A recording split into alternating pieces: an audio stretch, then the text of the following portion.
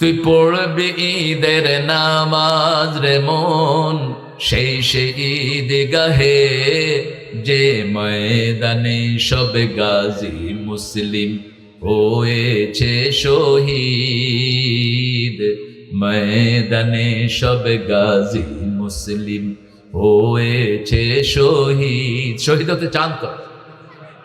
চান তো মুসলমান? হাত তুলে দেখা দেন কারা কারা চান। আল্লাহ কবুল করুন। আরো জোরে বলি আমিন। শহীদ হতে চায় না শুধু মুনাফিকরা, মুমিন শহীদ হতে চায়, ঠিক না বা ঠিক?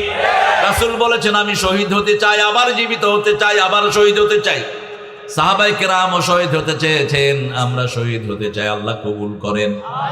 সবার আগে হলো ঈমান। সবার আগে কি? এখন মুনাফিকদের ঈমান নাই কিন্তু নামাজ পড়ে। মুনাফিক কয় রকম?